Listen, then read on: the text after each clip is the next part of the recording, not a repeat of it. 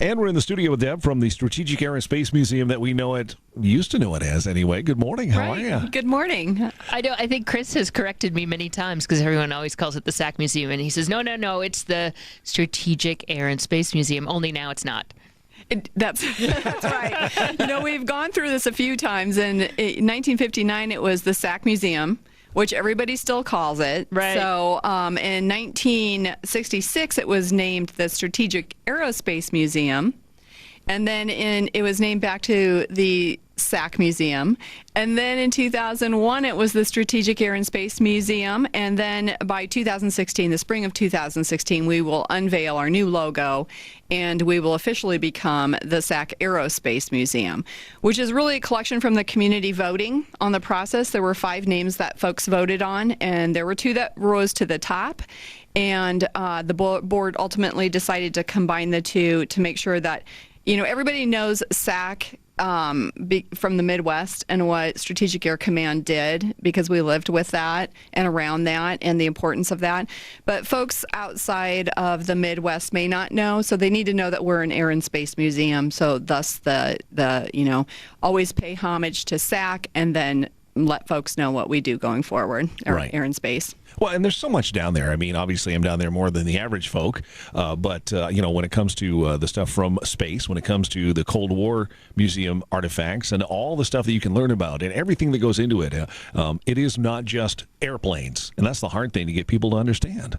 Yeah, we really have a unique opportunity to tell a lot of history stories through the aircraft and the artifacts that we have. We have over 40 artifacts on display. We've got a lot in our closet that we can bring out. We've got over 24,000 artifacts, actually. So right now there's a Curtis LeMay exhibit, which is out of our curator's office, so to speak. And then, we with our space section, we've got a whole spacewalk. There's a lot of Clayton Anderson exhibits throughout that space. He's our Nebraska astronaut from Ashland, Nebraska, actually, which we're really, really proud to host anything Clayton does. He's got a new book coming out. He'll be at the museum on July 25th from 2 to 4 p.m. just to promote his new book. He'll do a speech, he'll do a talk, and let folks know, what it's been like, his career over the last 30 years with NASA.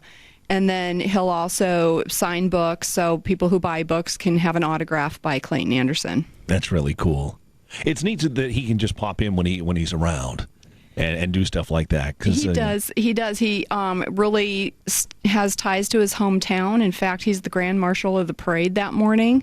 And, for us, he keeps close tabs on us. We have a space camp, and we also have, a couple other STEM-related, so science, technology, engineering, and math. We have a science camp and an engineering camp coming up. But we have an astronaut academy camp. It's a 3-day camp. We still have room if anyone wants to call the museum and get registered. But it's so 3 days, 2 nights. So 2 nights they spend the night in the museum. Oh, my. Yeah, which is really fun. We teach the kids a lot about not just, space and what it's like to be an astronaut, but we actually make them do a series of events in a weightless environment, which means we take them to dive ventures into a swimming pool, and we have hurdles and obstacles that they have to go through and learn what it's like for an astronaut to have to actually perform a task in space. Wow. So it's a pretty cool camp. Will he take 60-year-olds? My dad would love that. He's always wanted to be an astronaut. It's funny because I think our preferred, I'm just looking real quick, you'd have to go on the website and see, or give us a call. But, I think that it's like more around the 11 to 13-year-old age range. Well, maybe my daughter has inherited the astronaut-loving gene from Grandpa. So. Yeah. Well, there are a lot of camps, too. Just, it's not just astronaut camp, but you have many, many camps that go on down there. Yep. We had a total of 11 this season, and we still have some July openings. Folks who are camping and coming into Mahoney for the weekend, they can stay through. We've got July 6th through 8th, just a 3-day quick little camp that focuses on it's called Tinker, Maker, Engineer. So it's got a variety of engineering and engineer skills. So if you want to bring the kids over to the museum while you're camping, we've got room for them too. That's great. Yeah. That's just awesome. We've got July 4th coming up, and that's this weekend already. Yeah. And we always pay homage to our military. So both military, active and retired, and their families will each get $2 off admission on July 4th. We just opened up our B-25 trainer, which is an opportunity for kids to climb in an aircraft, so to speak. It's a cockpit of the plane. And so that's enjoyable. We're also going to debut a documentary by Stephanie Purcell, which is to love and support the American military spouse. Awesome.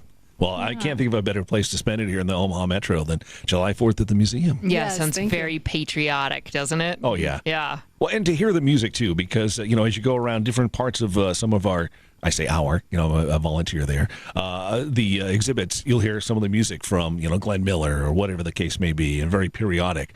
So it's one of those things where if you have someone who served or know someone that did, just anything that has to do with patriotic theme, bring them on down. What a great Bring spot. them on down and go online. We actually have a process for you to share your stories with us so that throughout the month of July we can share military stories. So online, sasmuseum.com.